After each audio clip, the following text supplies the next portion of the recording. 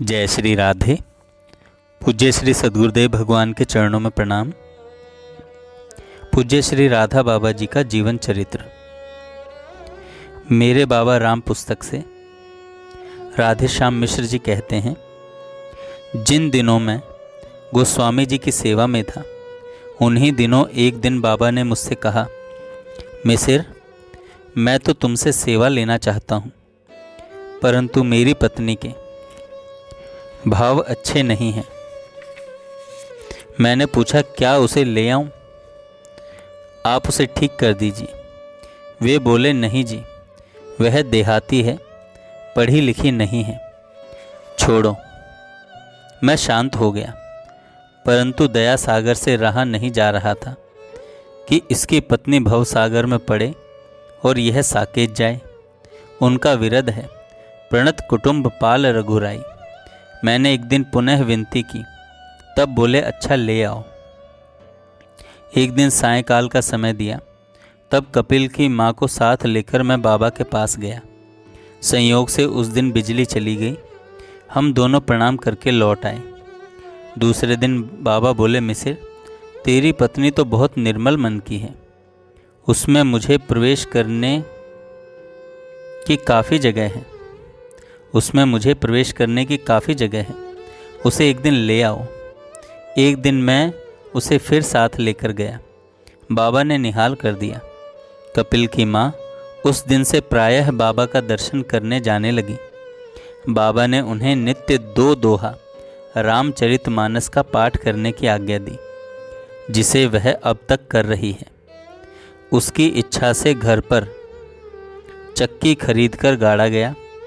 स्वयं आटा पीसकर प्रति महीने बाबा की भिक्षा में देने लगी, क्योंकि बाबा बाजार की चक्की का आटा नहीं खाते थे।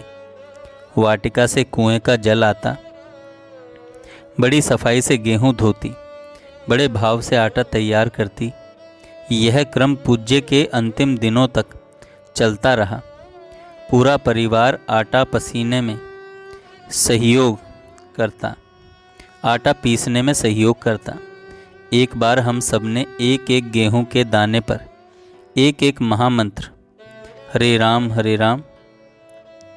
राम राम हरे हरे, हरे कृष्ण कृष्ण कृष्ण हरे हरे जपकर गेहूं तैयार किया। फिर कपिल की माँ ने और रमानाथ ने आटा पीसा। इसके बाद तो परिवार का एक एक सदस्य बाबा से जुड़ता चला गया।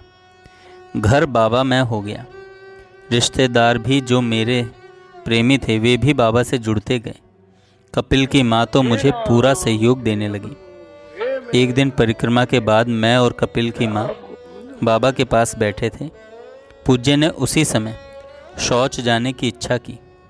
मैंने हाथ पकड़कर उन्हें उठाया, और जब वे खड़े हो गए, तब कपिल की माँ से बोले, माता जी, आप मिसिर का बायां हाथ पकड़ लीजिए, क्योंकि मैं आपको छू नहीं सकता। तब कपिल की माँ ने मेरा हाथ पकड़ लिया। तब बाबा ने कहा, माता जी, मैं मिसिर के लिए उड़ा चला जा रहा हूँ। कहाँ जाऊँगा जानती हो?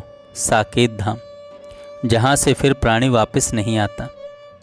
अब यदि आप इनका हाथ खूब जोर से पकड़े रहिएगा तो बिना परिश्रम के आप भी साकेत धाम पहुँच जाओगी, क्योंकि मैं तो मिसिर को छोड़ूंगा नहीं, और अब आपकी जिम्मेदारी है कि आप इनको न छोड़ें। ऐसा कहकर फिर शौचालय में घुस गए। हम दोनों अपने भाग्य की सराहना कर रहे थे और यही कह रहे थे कि मेरे बाबा कितने दयालु हैं कि हमें खुलकर बता दिया कि अब तुम इस संसार में नहीं आओगे, यह तुम्हारा अंतिम जन्म है। बाबा की लीला बाबा ही जाने, या फिर कृपा कर जिसको जना दे, सोई जानई जही देहु जनाई। अवधेश मेरा छोटा भाई है। भगवान ने उसे मेरे लिए ही भेजा है। जब यह पैदा हुआ, तब मैंने इसका नामकरण किया था अवधेश कुमार, अर्थात प्रभु राम। सब इसी बहाने मेरे इष्ट का नाम ले लेंगे। बचपन से इसकी प्रीति मेरे में बहुत थी, और ज्यों-ज्यों बढ़ता गया, त्यों-त्यों प्रीति भी बढ़ती ही गई। अवधेश पॉलिटेक्निक पास करने के बाद मेरे पास गोरखपुर आया। उन दिनों भाई जी की समाधि पर स्मारक निर्माण का काम चल रहा था। बाबा ने थोड़े दिनों के लिए उससे निर्माण कार्य में सेवा ली। वह बड़े भाव से सेवा करने लगा। जब घर जाने लगा तब बाबा उसे कुछ रुपए देने लगे। उसने रुपए नहीं लिए क्योंकि मैंने पहले ही मना कर दिया था। उसके इस भाव पर बाबा रीझ गए और उसी समय मन ही मन अपना लिया। उसकी नौकरी स्कूटर इंडिया में लगी। उसने वहाँ ज्वाइन किया, परंतु मन नहीं लगा। लौटकर मेरे पास वाटिका चला आया। मैंने बाबा को बताया, सरकारी नौकरी है, परंतु इसका मन वहाँ नहीं लग रहा है। बाबा ने कहा, इसकी रुचि का आदर करना है। अवधेश, तुम चिंता मत करो, तुम्हें घर पर नौकरी दूंगा। ऐसा कहकर उसे घर भेज दिया। थोड़े ही दिनों बाद उसकी नौकरी इफ़को फूलपुर में लग गई, जहां वह आज भी कार्यरत है। मेरे छोटे भाई अवधेश, जिसे बाबा बहुत प्यार करते थे, उसके गवना में मुझे घर जाने की आज्ञा नहीं दी। फिर इलाहाबाद से मेरी माँ आई और बाबा से बहुत प्रार्थना की कि बाबा इसको जाने दीजिए, बारात जाएगी। बाबा, इसके न रहने से सब सूना लगेगा। बाबा ने मुझसे कहा, जाओ मिसिर, ये बुढ़िया नहीं मानेगी। जहाँ गौना में जाने के लिए बाबा आज्ञा नहीं दे रहे थे, वहीं बाबा ने माँ के दर्शन के लिए तुरंत 8 दिन के लिए छुट्टी दे दी। एक बार महाशिवरात्रि का व्रत था। व्रत के दौरान ही अवधेश के पेट की कोई नली फट गई। लोगों ने इसे ले जाकर इलाहाबाद में भर्ती किया। भगवान की कृपा से बच गया। मुझे सूचना मिली, मैं पगला गया। दौड़ता हुआ बाबा के पास गया और कहा, मैं इलाहाबाद जा रहा हूँ। अवधेश अस्पताल में भर्ती है, उसकी हालत चिंताजनक है। सुनकर मुस्कुराए और बोले, तुमको नहीं जाना है, तुम जाकर क्या करोगे? मैं सन्न रह गया। आज्ञा उल्लंघन करने की शक्ति मुझ में नहीं थी। मैं सोच रहा था, दुनिया वाले मुझे क्या कहेंगे? मेरे माता पिता भाई कहेंगे कि अब इतना विरक्त हो गया है कि इसको किसी से कोई मतलब ही नहीं है। परंतु ये सब बातें मन की मन ही में रहीं। फिर समाचार मिला कि अवधेश ठीक है, चिंता की कोई बात नहीं। एक दिन बाद बाबा ने कहा, तुम जाकर क्या अवधेश का दुख दूर कर देते? मेरे सामने रहस्य खुल गया कि बाबा स्वयं अवधेश को संभाल रहे थे, इसलिए मुझको नहीं भेजा। यदि मैं चला गया होता तो क्या परिणाम होता, भगवान ही जाने। इस तरह मेरे कृपालु बाबा मेरे कुटुंब की संभाल करते हुए मुझे अपने गूढ़ तत्वों का बोध कराते रहते थे। अवधेश पर बाबा की जितनी कृपा हुई, उतनी परिवार में किसी पर देखने को नहीं मिली। एक बार पूज्य बाबा मौन लेने जा रहे थे। सबसे कह रहे थे, अब मैं जा रहा हूँ, वापस नहीं आऊँगा। उस समय भी अवधेश को नहीं भूले और जो मार्मिक पत्र श्री दुबे जी के हाथ लिखवाया, वह अवधेश की निधि बन गया। वह अवधेश की निधि बन गया। वह पत्र इस प्रकार है। बाबा ने कहा, राधा, प्रिय अवधेश, तुम्हारा पत्र मुझे मिला राधेश्याम मिश्र जी द्वारा। सत्य मानो, तुम्हारी सच्चाई से हमें अत्यधिक प्रसन्नता रहती है। इसके साथ ही तुम्हारा अपने बड़े भैया श्री राधेश्याम जी मिश्र के प्रति जो भाव है, वह सबके लिए आदर्श की वस्तु है। भगवान करें तुम्हारा और तुम्हारे बड़े भाई राधेश्याम जी मिश्र का पारस्परिक प्रेम मृत्यु पर्यंत बढ़ता ही रहे।